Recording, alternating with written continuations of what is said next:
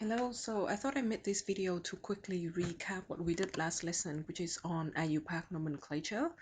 And I want to specifically look at 3 common mistakes that students make. The first one has to do with not identifying the longest carbon chain present in an organic compound. So for example, you have this is not the structural formula. And let's say the question asks you to name it. It's very common for students to identify this as the longest carbon chain. So maybe we should just follow the naming steps. So step 1 is to identify the suffix, and this is clearly an alkane. It doesn't have any double carbon bond or triple carbon bond. And then when you look at the longest carbon chain, you just need to remember that it doesn't have to be this chain. It is supposed to be the longest one that you can create. So in this case, I could actually start up from the top and go down. Okay, what am I even doing? Let's try again.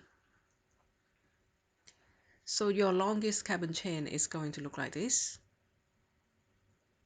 So keep in mind that the longest carbon chain doesn't have to be on a straight line. It just has to be the longest continuous sequence of carbon atoms that you can make. So in this case, I can go 1, 2, 3, 4, 5, 6. See, so it's hex. Let's hope I can count this time, which means that everything else that you haven't highlighted will become a branch. So you have a methyl branch on this side and a methyl branch on this side. Okay, you do have to number the branch. Does it matter where I start? Probably not. So 1, 2, 3, 4, 5, 6. So I've done the branching, I've done the numbering, and the name is going to be, and this is the other thing that I haven't told you. If you have more than one branch, 3, 4 dimethyl hexane. So just make sure that you look at the entire molecule and pay attention to how many carbon atoms you can actually include in one continuous chain. That's the first mistake. The second one has to do with syntax error, and I think even the previous example I could have used for this mistake. So let's say the question asks you to name this organic compound. So it's N with N, and longest carbon chain. I think in this case I'm just gonna go straight, and that should be okay. So 5 carbon. So pent. There are 2 branches, 2 methyl branches. So dimethyl. Did I do dimethyl before? Yep. Okay. And 1, 2, 3, 4, 5. So the branches are from carbon 2 and carbon 3. So I've numbered my longest carbon chain, and then you have the name. So 2, 3 dimethyl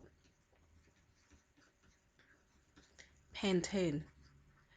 A few things to note. First of all, you need to have a dash between a number and a letter. So there should be a dash here because there's a number and a letter. The second thing is you need a comma between 2 numbers.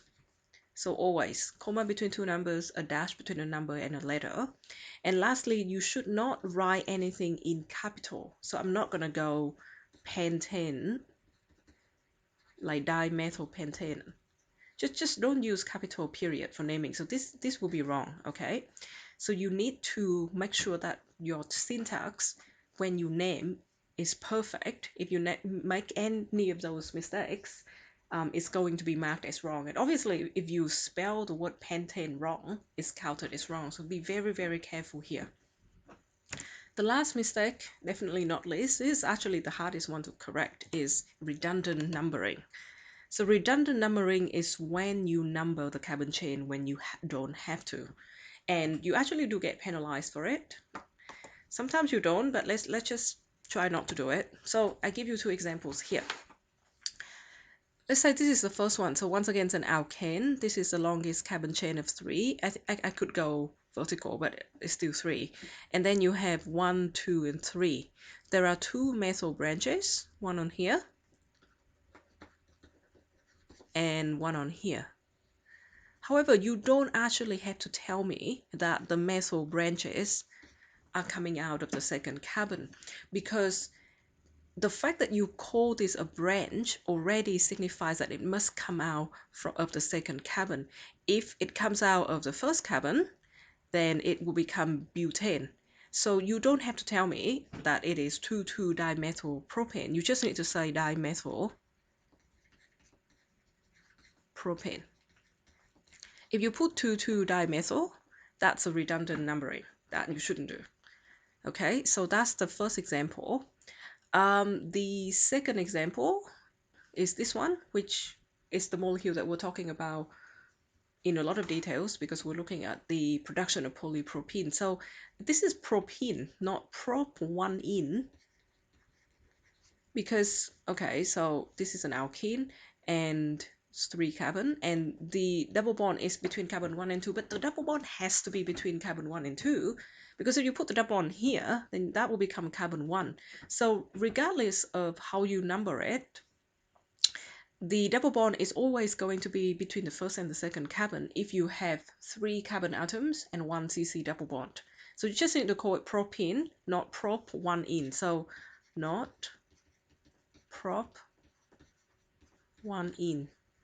And in this case, you definitely don't want to call it 2,2-dimethyl propene. So you have to be very careful with redundant numbering. It takes practice, and you just need to think about whether there is any other possibility for the branch or the double bond or triple bond to be there. If you can draw the correct structure using this name, then you don't need the numbering there. That's it, 3 mistakes. And I think it will give you a few questions today to do as well.